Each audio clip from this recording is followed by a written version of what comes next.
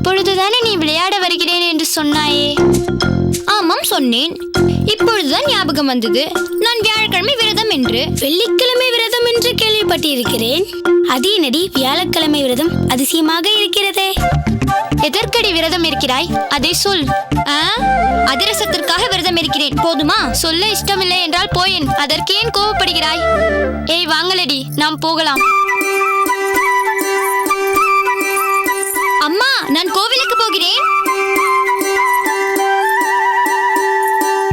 கோவிலுக்கா?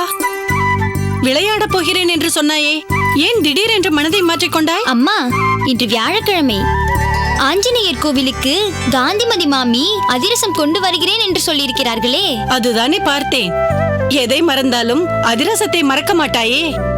சரி சரி, போனேன் வந்தேன் என்று வர வேண்டும். சரியா? சரி அம்மா, நான் வருகிறேன்.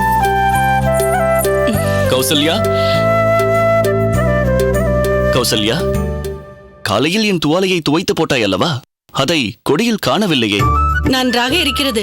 அது இன்னுமா கொடியில் தொங்கிக் கொண்டிருக்கும்? அது எப்போதோ உலர்ந்து போயிற்று. மடித்து எப்போதும் வைக்கும் இடத்தில் வைத்திருக்கிறேன். அங்கே போய் பாருங்கள். சரி, நான் பார்த்துக் கொள்கிறேன். ஆமாம், தஞ்சா எங்கே அவசரமாக போகிறாள்? கோவிலுக்கு. கோவிலுக்கா? இந்த நேரத்தில் அவள் விளையாடத்தானே போவாள்.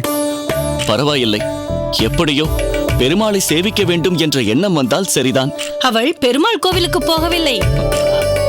பிறகு ஆஞ்சநேயர் கோவிலுக்கு போயிருக்கிறாள். ஆஞ்சநேயரும் பெருமாள் பக்தர் தானே?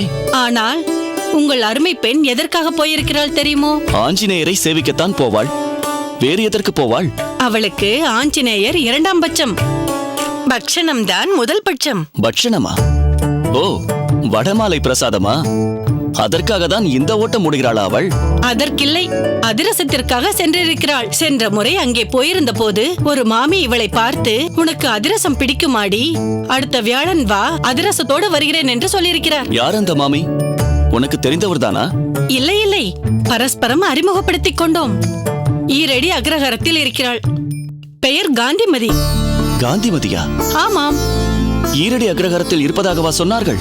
ஆமாம். அடடா, அவர்கள் யார் என்று உனக்கு தெரியாதா?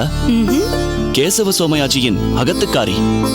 கேசவ சோமயாஜி ஊரிலேயே மிக உயர்ந்த வைணவராக மதிக்கப்படுபவர். அவரது அகத்துக்காரியா அந்த மாமி காந்திமதி? ஆமாம். அவர்களுக்கு தஞ்சமாம்பாளை பிடித்திருப்பதில் எனக்கு மிகவும் மகிழ்ச்சி. அவர்களுடன் நம் பெண் பழகுவது வரவேற்கத்தக்க விஷயம். தஞ்சமாம்பாள் சத் விஷயங்களையும் நல்ல பண்புகளையும் கற்றுக்கொள்ள இது நல்ல ஒரு வாய்ப்பு. நாளை அவள் வாழ்க்கைப்பட போகும் இடத்திலும் நல்ல பெயர் எடுப்பாள் இல்லையா? நிச்சயமாக.